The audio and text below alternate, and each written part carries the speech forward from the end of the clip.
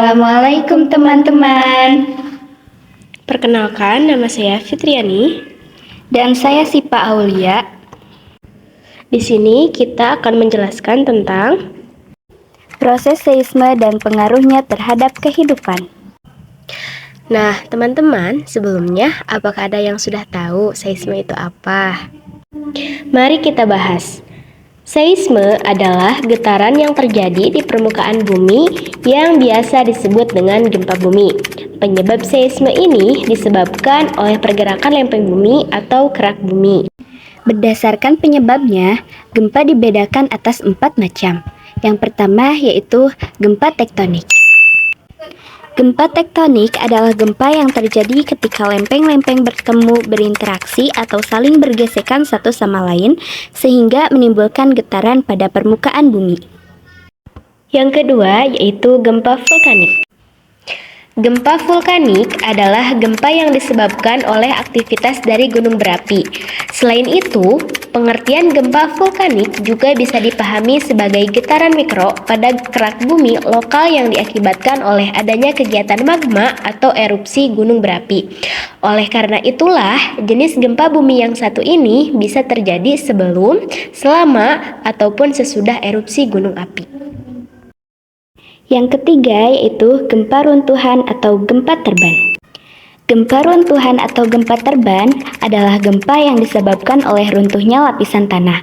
Hal ini terjadi karena di bawah lapisan tersebut ada rongga, gua-gua atau celah sehingga tanahnya tidak kokoh dan menyebabkan terjadinya gempa bumi. Yang keempat yaitu gempa buatan. Gempa bumi buatan adalah gempa bumi yang disebabkan oleh aktivitas dari manusia, sehingga peledakan dinamit, nuklir, atau palu, atau pasak bumi yang dipukulkan ke permukaan bumi, sehingga menyebabkan getaran yang cukup kuat. Berdasarkan jarak hiposentrum dari gempa bumi, gempa dibedakan menjadi 3. Yang pertama, gempa bumi dangkal. Gempa bumi dangkal adalah gempa bumi yang hiposentrumnya berada kurang dari 60 km dari permukaan bumi. Yang kedua yaitu gempa bumi pertengahan.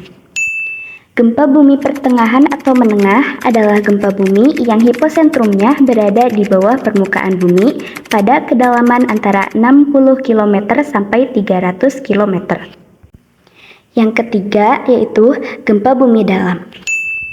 Gempa bumi dalam merupakan jenis gempa bumi yang hiposentrum pusat gempa berada lebih dari 300 km di bawah permukaan bumi. Berikut merupakan istilah-istilah yang berkaitan dengan gempa bumi. 1. Seismologi.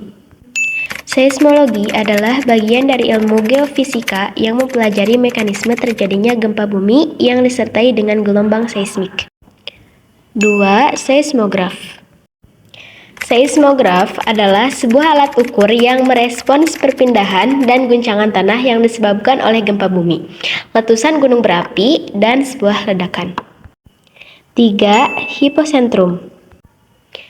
Hiposentrum adalah titik pusat gempa bumi atau ledakan nuklir bawah tanah, dikenal juga dengan istilah fokus. 4. Epicentrum. Epicentrum adalah titik di permukaan bumi yang berada tepat di atas atau di bawah kejadian lokal yang memengaruhi permukaan bumi. 5. Gelombang seismik. Gelombang seismik adalah rambatan energi yang disebabkan karena adanya gangguan di dalam kerak bumi. Misalnya, adanya patahan atau adanya ledakan. Energi ini akan merambat ke seluruh bagian bumi dan dapat terekam oleh seismometer. Yang keenam, makroseisma.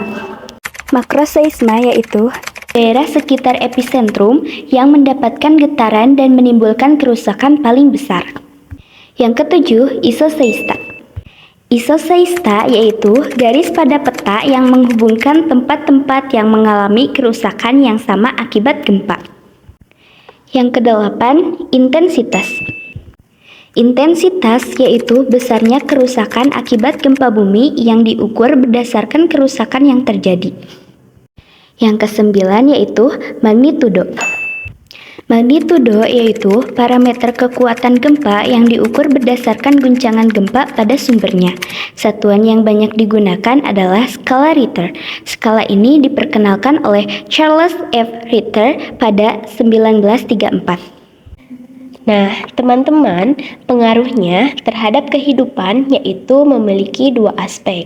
Yang pertama, dari segi positifnya, yaitu kita dapat memiliki respon rasa simpati dan empati terhadap korban yang tertimpa musibah, baik bencana yang terjadi di darat maupun yang terjadi di lautan. Dan dari segi negatifnya, yaitu banyak orang yang tertimpa musibah, baik itu korban jiwa maupun korban yang berpotensi mengalami cedera, serta pemukiman warga yang hancur sehingga banyak masyarakat yang kehilangan tempat tinggalnya sehingga mengungsikan diri karena takut adanya gempa susulan. Akan tetapi, dalam hal tersebut pasti ada dampak positif juga dampak negatifnya. Yang terpenting kita menyikapinya dengan bahwa segala sesuatu yang terjadi pada kita adalah yang terbaik untuk kita. Sekian dari kita, mohon maaf bila ada kesalahan dalam penyampaian materi ini karena Fisik bisa dirubah, materi bisa dicari. tapi yang presentasi kayak gini gak datang 2 kali. Terima kasih, sampai jumpa, bye-bye.